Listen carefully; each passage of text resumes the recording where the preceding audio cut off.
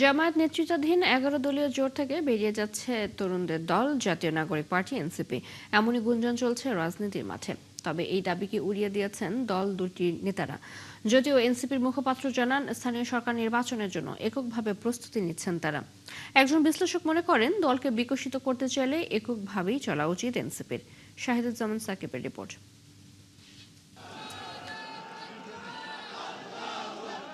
জাতীয় নির্বাচনের আগে হঠাৎ করেই জামায়াতে ইসলামীর সাথে সমঝোতা করে গণঅভ্যুত্থান থেকে গড়ে ওঠা তরুণদের দল জাতীয় নাগরিক পার্টি ১১ দলের সাথে আসন ভাগাভাগি করে দলটি জয় পায় ৬টিতে। নির্বাচনের পরও বিভিন্ন দাবিতে জামায়াতের সাথে সভা সমাবেশে অংশ নিচ্ছে এনসিপি। এদিকে ১১ দলের কার্যক্রম থেকে নিজেদের সরিয়ে নিয়েছে খেলাফত মজলিস। এর মধ্যেই গুঞ্জন উঠেছে জোট ছাড়তে যাচ্ছে এনসিপিও। তবে এমন গুঞ্জনকে পাত্তা দিতে চান না জামায়াতে ইসলামীর অন্যতম এই নীতি নির্ধারক। দুই দল নয়, এক দল চলে গেছে, আমি যত জানি, বা ওইভাবে পুরো যায়ও নি। তারা আমাদের অংশগ্রহণ করছে এটা করার জন্য, কিন্তু তারা আমাদের সাথে যোগাযোগ রাখছে। আর জাতীয় নাগরিক পার্টির এই ধরনের আলোচনার ব্যাপারে আমি অবহিত নই। জামায়াতের জোট থেকে বেরিয়ে কয়েকটি দল হেফাজতে ইসলামের পরামর্শে নতুন জোট করতে যাচ্ছে, এমন দাবিকেও উড়িয়ে দেন তিনি। আমি মনে করি না যে জামায়াতের এই জোট থেকে কেউ গিয়ে ওই ধরনের জোটে অংশগ্রহণ করবে। এদিকে এই মুহূর্তে জামায়াতের সাথে ঠিক কোন ধরনের সম্পর্ক বজায় রাখছে এনসিপি, এমন প্রশ্নে দলটির মুখপাত্র বলছেন, এর চাবিকাঠি আছে জুলাই সনদের মধ্যে। এই জোটটা একসাথে নির্বাচনের পরেও থাকার কারণটা হচ্ছে এই গণভোটের রায় বাস্তবায়ন। তো এই ছাড়া কিন্তু অন্য কোনো সমঝোতা বা বোঝাপড়া এখন পর্যন্ত নাই, আনটিল নতুন কোনো বোঝাপড়া যদি না হয়। তবে বেশ কিছুদিন থেকে একটি আলোচনা চলছে যে স্থানীয় নির্বাচন এককভাবে করতে যাচ্ছে এনসিপি। সেই পরিকল্পনার কথায় সায় দিলেন আসিফ মাহমুদ। স্থানীয় সরকার নির্বাচনে আমরা এককভাবে অংশগ্রহণ করার সম্পূর্ণ প্রস্তুতি নিচ্ছি, সাংগঠনিক প্রস্তুতি গ্রহণ করতেছি। নির্বাচনের মাঠে জামাতের প্রার্থী থাকলে, বিএনপির প্রার্থী থাকলে, আমাদের প্রার্থী থাকলে সবার মধ্যেই তো একটা প্রতিযোগিতা হবে। ফলে সবসময় তার নির্বাচনে কিছু ভালো খারাপ সব দিকেই আছে।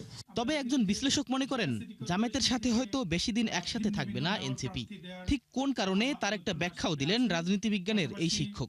স্থানীয় পর্যায়ে যে নির্বাচন হওয়ার কথা আগামী সেপ্টেম্বর অক্টোবরে, ওই নির্বাচনকে কেন্দ্র করে এক ধরনের মনস্তাত্ত্বিক লড়াই হয়তো জামাত প্রার্থী এবং এনসিপির প্রার্থীদেরকে নিয়ে হতে পারে, এবং সেটিকে সামনে রেখে এক ধরনের ভাঙনের সম্ভাবনা তৈরি হতে পারে। এনসিপির একটি লক্ষ্য থাকবে যে একটি বৃহত্তর রাজনৈতিক শক্তি হিসাবে আবির্ভূত হওয়া, কিন্তু যদি আমরা জামায়াতে ইসলামের সাথে থাকে, তাহলে এনসিপির কিন্তু সেই সম্ভাবনা থাকবে না। জামায়াত এনসিপি সম্পর্ক কোথায় গিয়ে ঠেকে তা স্থানীয় নির্বাচনের তফসিল ঘোষণার পরেই স্পষ্ট হতে পারে বলে মনে করেন অনেকে। শাহিদুজ্জামান সাকিব, ৭১, ঢাকা। বিরোধী দল যোগ না দেয়ায় অবশেষে ১২ সদস্য নিয়েই যাত্রা শুরু করছে জাতীয় সংসদের সংবিধান সংশোধন কমিটি। দুপুরে সংসদ ভবনের ক্যাবিনেট কক্ষে কমিটির প্রথম বৈঠক অনুষ্ঠিত হবে। বৈঠকে সভাপতিত্ব করবেন কমিটির সভাপতি ও কক্সবাজার ১ আসনের সংসদ সদস্য স্বরাষ্ট্রমন্ত্রী সালাউদ্দিন আহমদ। প্রথম বৈঠকে মূলত কমিটির সদস্যদের পরিচিতি এবং পরবর্তী আলোচ্য বিষয় ঠিক করা হতে পারে। দ্বিতীয় বৈঠক থেকে সংবিধান সংশোধনের বিভিন্ন বিষয় নিয়ে আলোচনা শুরু হবে। ২০২৪ সালের জুলাই আন্দোলনের পর রাষ্ট্র সংস্কারের দাবির ধারাবাহিকতায় সংবিধান সংশোধনের উদ্যোগ নেয় বর্তমান সরকার। এর আগে ১৩ জুলাই জাতীয় ঐকমত্যের ভিত্তিতে জাতীয় সংসদে সংবিধান সংশোধন কমিটি গঠন করা হয়। তবে বিরোধী দল শুরু থেকেই সংশোধনের পরিবর্তে সংস্কারের দাবি জানিয়ে আসছিল। কমিটি গঠনের সময় ১৭ সদস্যের কাঠামোর প্রস্তাব দেওয়া হলেও বিরোধী দলের জন্য ৫টি পদ খালি রাখা হয়। তবে নির্ধারিত সময়ের মধ্যে বিরোধী দল কোনো সদস্যের নাম না দেওয়ায় ১২ সদস্যের কমিটি প্রথম বৈঠকে অংশ নিচ্ছে।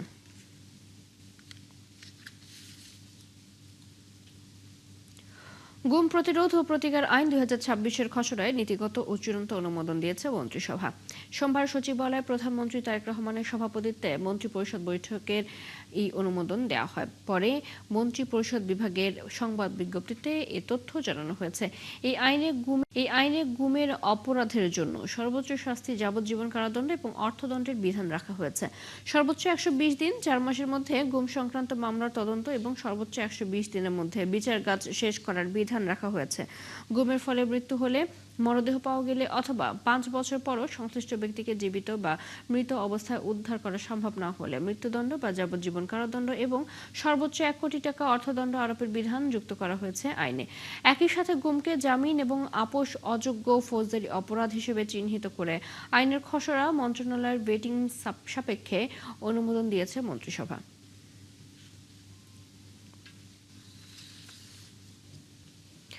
রাজধানীর সিএনজি স্টেশনগুলোতে গ্যাসের জন্য ঘন্টার পর ঘন্টা অপেক্ষা। এখন এটি যেন নিত্যদিনের চিত্র।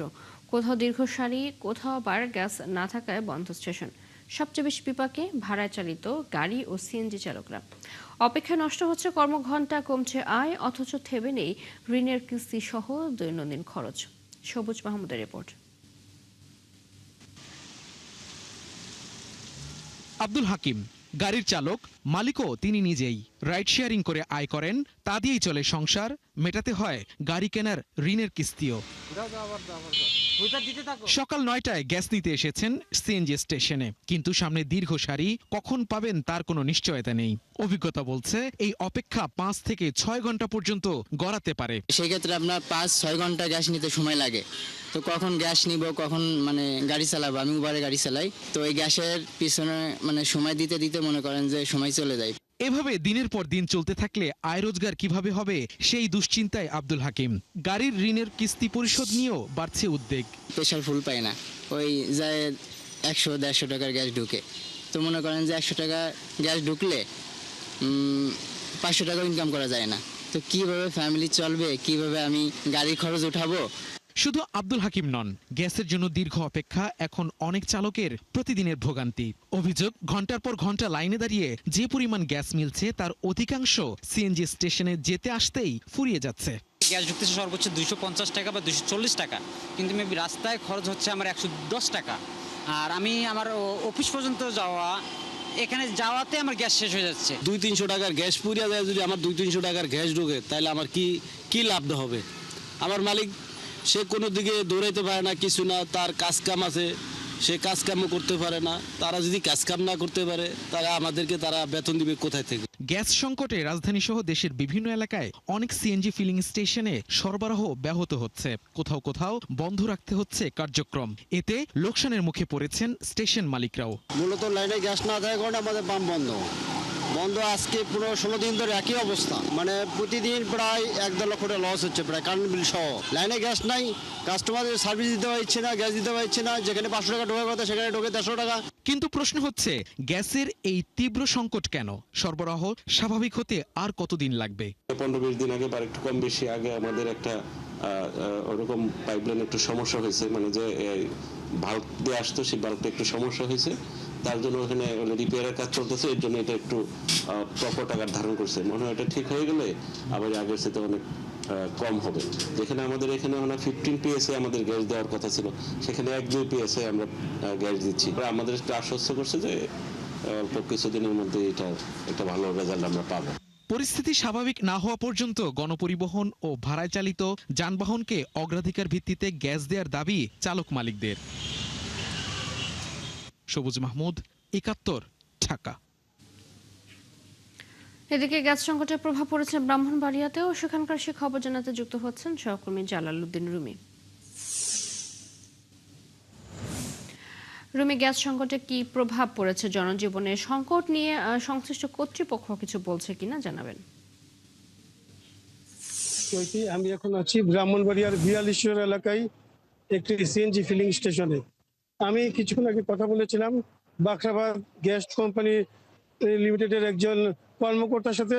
তিনি আমাকে বলেছেন যে পিক আওয়ারে কিছুটা সমস্যা হচ্ছে, তবে সমস্যার সমাধানের জন্য তারা চেষ্টা চালিয়ে যাচ্ছেন। তিনি বলেছেন সমস্যার সমাধানে কিছুটা সময় লাগতে পারে, তবে তারা আশাবাদী যে শীঘ্রই তারা একটা ভালো ফলাফল দিতে পারবেন। আপনি জানেন যে ব্রাহ্মণবাড়িয়ায় বাক্সাবাদ গ্যাস ডিস্ট্রিবিউশন কোম্পানি 4টি ফিলিং স্টেশনে গ্যাস সরবরাহ করে থাকে। আমি আপনার এখানকার একটি চিত্রটি আপনার দর্শকদের দেখাতে চাচ্ছি। এখানে দেখতে পাচ্ছেন যে এখানে বিপুল সংখ্যক সিএনজি চালিত অটোরিকশা কিন্তু এখানে গ্যাসের জন্য অপেক্ষা করছে। তারা আমাকে বলেছেন যে তারা দীর্ঘ সময় ধরে তাদেরকে গ্যাসের জন্য অপেক্ষা করতে হচ্ছে। এতে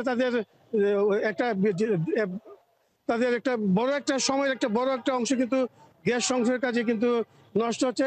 এতে তাদের আয় রোজগারের উপর প্রভাব পড়ছে।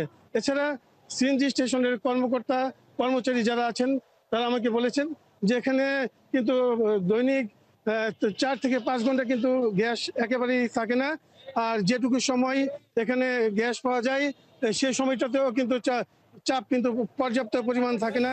এতে করে কিন্তু তাদের লাইনের সারি দীর্ঘ হচ্ছে। তারা ভুক্তভোগীরা কিন্তু দ্রুত এই বিষয়টি নজর দেওয়ার জন্য সংশ্লিষ্ট কর্তৃপক্ষকে দাবি জানিয়েছেন। চৈতি, গ্যাস সংকট সম্পর্কে আমার কাছে এটি ছিল সর্বশেষ তথ্য। রুবিন, ধন্যবাদ আপনাকে। আমাদের সাথে গ্যাস সংকটের খবর জানাতে ব্রাহ্মণবাড়িয়া থেকে যুক্ত ছিলেন সহকর্মী জালাল উদ্দিন রুমি। চট্টগ্রামে বাড়ছে ডেঙ্গুর সংক্রমণ। এবছর মহানগরের তুলনায় উপজেলাগুলোতে আক্রান্তের সংখ্যা দ্রুত বাড়ছে। বেশি আক্রান্ত পাওয়া গেছে সীতাকুণ্ড ও কর্ণফুলী উপজেলায়। চিকিৎসকদের মতে সচেতনতার অভাব, এডিস মশার বিস্তার এবং মশক নিয়ন্ত্রণ কার্যক্রমের ঘাটতিতে সংক্রমণ বাড়ছে। পরিস্থিতি মোকাবিলায় সমন্বিত উদ্যোগের উপর জোর দিচ্ছেন সংশ্লিষ্টরা।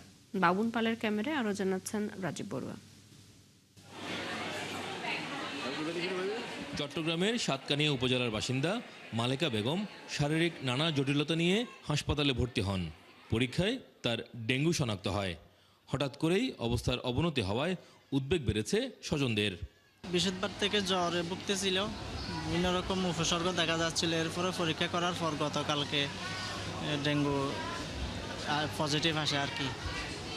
এরপরে মেডিসিন ওয়ার্ডে আসছিলাম আজকে ভর্তি হওয়ার জন্য, ওখান থেকে এখানে রেফার করছে। মালেকা বেগমের মতো জ্বর, শরীর ব্যথার মতো উপসর্গ নিয়ে প্রতিদিনই হাসপাতালে আসছেন ডেঙ্গু আক্রান্ত রোগীরা। 7 দিন বাড়িতে প্রাথমিক চিকিৎসা চলছিল। চলার পর যখন একদিন পায়খানা রাস্তা দিয়ে রক্ত দেখলাম, তখন আর থাকতে পারিনি। তখন আমি তাড়াতাড়ি করে মেডিকেল ভর্তি হলাম। বুকে ব্যথা হচ্ছিল, পেট ধরে যাচ্ছিল কাশির সময়, গলা ব্যথাও আছে, প্রস্রাবের সমস্যা হচ্ছিল এবং লাস্টে যেটা বললেন ডাক্তাররা যে ওর যে লিভারের হয়তো বা একটা আক্রমণের পর্যায়ে আছে। চট্টগ্রাম মেডিকেল কলেজ হাসপাতালের ডেঙ্গু ওয়ার্ডেও বাড়ছে রোগীর চাপ। হাসপাতালের পরিচালক জানিয়েছে, ভর্তি থাকা রোগীদের প্রায় 70% বিভিন্ন উপজেলা থেকে এসেছেন। উপজেলা থেকে যে রোগীগুলো আমাদের এখানে ভর্তি হচ্ছে, এগুলো হয়তো কমপ্লিকেটেড মানে হচ্ছে ওরকম, মনে করেন ওরকম মানে যেগুলো ওয়ার্নিং সাইন, ওয়ার্নিং সাইন এগুলো কারো মনে করেন আপনার ব্লাড প্রেশার কমে যাচ্ছে, কারো পালস বেড়ে যাচ্ছে, এই টাইপের রোগীগুলো আমাদের হাসপাতালে এখানে আসতেছে। চিকিৎসকরা বলছেন, এবার শুধু জ্বর নয়, অনেক রোগী গুরুতর শারীরিক দুর্বলতা, পেট ব্যথা, কাশি ও ডায়রিয়ার মতো উপসর্গ নিয়েও হাসপাতালে আসছেন। যদি দেখা যায় ওনার অনেক বেশি পেটে ব্যথা, বমি, ওনার প্রেশারটা কমে যাচ্ছে, তারপর বিভিন্ন জায়গায় তার ব্লিডিং হচ্ছে, পার্টিকুলারলি তার নাক দিয়ে, তারপর বা মারি দিয়ে, এই ধরনের যদি হয় এগুলো কিন্তু অ্যালার্মিং সাইন। স্বাস্থ্য বিভাগের কর্মকর্তারা বলছেন, এখন গ্রামাঞ্চলেও দ্রুত ছড়িয়ে পড়ছে ডেঙ্গু। তাই নগর ও উপজেলা দুই জায়গাতেই একযোগে মশক নিয়ন্ত্রণ কার্যক্রম জোরদার করতে হবে। আমরা সতর্ক আছি, গ্রাম পর্যায়ে সব ধরনের পরিষ্কার পরিচ্ছন্ন অভিযান চলমান আছে। ডেঙ্গু রোগের জন্য আমাদের সব ধরনের ওষুধ থেকে শুরু করে হাসপাতালে নির্দিষ্ট করে বেড রাখা হয়েছে। একসময় ডেঙ্গুকে শহর কেন্দ্রিক রোগ হিসেবে দেখা হলেও এখন তা প্রত্যন্ত এলাকাতেও ছড়িয়ে পড়েছে। বিশেষজ্ঞরা বলছেন, সচেতনতা ও সমন্বিত উদ্যোগ ছাড়া এই পরিস্থিতি মোকাবেলা করা সম্ভব নয়। রাজীব বড়ুয়া, ৭১, চট্টগ্রাম। ফেনীর মহিপালে 2024 সালের 4 আগস্ট বৈষম্য বিরোধী ছাত্র জনতার আন্দোলনে হামলা ও গুলিতে নিহত হন 7 জন, আহত 4 শতাধিক। 2 বছর পেরোলেও অধিকাংশ প্রভাবশালী আসামি পলাতক এবং হামলায় ব্যবহৃত অস্ত্র উদ্ধার হয়নি বলে অভিযোগ ভুক্তভোগীদের। যদিও পুলিশ বলছে, তদন্ত শেষে একাধিক মামলার চার্জশিট দেওয়া হয়েছে এবং 2টি হত্যা মামলার বিচারও শুরু হয়েছে। সিদ্দিক আল মামুনের তথ্য ছবিতে বিস্তারিত। 2024 সালের জুলাইয়ে বৈষম্য বিরোধী ছাত্র আন্দোলন এক পর্যায়ে এক দফা আন্দোলনের রূপ নেয়। 4 আগস্ট দুপুরে ফেনী শহরের উপকণ্ঠ মহিপাল এলাকায় সংঘর্ষ হয়। ঘটনাস্থলে নিহত হন 7 জন, আহত হন 4 শতাধিক মানুষ। গুরুতর আহতদের মধ্যে প্রায় 50 জন স্থায়ীভাবে চলাচলের শক্তি হারায়। এসব ঘটনায় নিহত ও আহতদের পরিবার 7টি হত্যা ও 15টি হত্যার চেষ্টা সহ মোট 22টি মামলা দায়ের করে। মামলাগুলোতে ক্ষমতাচ্যুত প্রধানমন্ত্রী শেখ হাসিনা, কার্যক্রম নিষিদ্ধ আওয়ামী লীগের সাধারণ সম্পাদক ওবায়দুল কাদের, অবসরপ্রাপ্ত লেফটেন্যান্ট জেনারেল মাসুদ উদ্দিন চৌধুরী সহ মোট আসামির সংখ্যা প্রায় 11,000। 2 বছর পেরিয়ে গেলেও অধিকাংশ প্রভাবশালী আসামি এখনও গ্রেপ্তারের বাইরে। এ পর্যন্ত প্রায় 500 জন গ্রেপ্তার হলেও অনেকে ইতোমধ্যে জামিনে মুক্ত। হামলায় ব্যবহৃত অবৈধ অস্ত্র এখনো উদ্ধার হয়নি। এতে ন্যায় বিচার নিয়ে শঙ্কায় ভুক্তভোগীরা। একটা মশার কামড় খেলে কিরকম যন্ত্রণা হয়, আর আমার ছেলের 4টা গুলি বুলেট বুকের ভিতরে পড়ছে। আমাদের তো একটাই দাবি, আমাদের ছেলেদের যেন বিচারটা হয়। আন্দোলনে আহতদের অভিযোগ, প্রকাশ্যে অস্ত্র হাতে হামলার ভিডিও ফুটেজ থাকলেও অনেক চিহ্নিত হামলাকারী এখনো আইনের আওতার বাইরে। সামনের সারি আসামিদেরকে এখনও গ্রেপ্তার করা হয় নাই আমার মামলায়। পাশাপাশি যে অস্ত্রগুলো ব্যবহার হয়েছে আদৌ কোনো অস্ত্র উদ্ধার হয় নাই ফেনী থেকে। যারা আহত হয়েছে এবং যারা এই পথে শহীদ হয়েছে তাদের মূলত দাবি ছিল সঠিক ন্যায় বিচার। তারা সেই ন্যায় বিচারই পাচ্ছে না। বাদীপক্ষের আইনজীবী বলছেন, ন্যায় বিচার নিশ্চিত করতে তারা নিয়মিতই আইনি লড়াই চালিয়ে যাচ্ছেন। যদিও পুলিশ বলছে সব মামলার তদন্ত প্রায় শেষ হয়েছে। 11টি মামলার চার্জশিট আদালতে দাখিল হয়েছে। 2টি হত্যা মামলার বিচারও শুরু হয়েছে। যারা এই দেশে আইনের শাসন, মানুষের ভোটাধিকার আদায়ের জন্য শহীদ হয়েছেন, সেই সকল শহীদ পরিবার যাতে ন্যায় বিচার, অতি দ্রুত ন্যায় বিচার পায়। প্রত্যেকটা মামলা সর্বোচ্চভাবে যারা জড়িত ছিল তাদেরকে আইনের আওতায় আনার জন্য তাদেরকে অভিযোগপত্রে, যারা দোষী ছিল তাদেরকে অভিযোগপত্রে আনা হচ্ছে। ভুক্তভোগী পরিবারের দাবি, ভিডিও ফুটেজ বিশ্লেষণ করলে প্রকৃত হামলাকারীদের সহজেই শনাক্ত করা সম্ভব। হাসান আহমেদ, ৭১। চলছে সংবাদ সংযোগ, সরাসরি সংবাদের অনুষ্ঠান দেখতে চোখ রাখুন ৭১ ফেসবুক পেজে, সাবস্ক্রাইব করুন ৭১ ইউটিউব চ্যানেল। থাকুন ৭১-এর সাথে।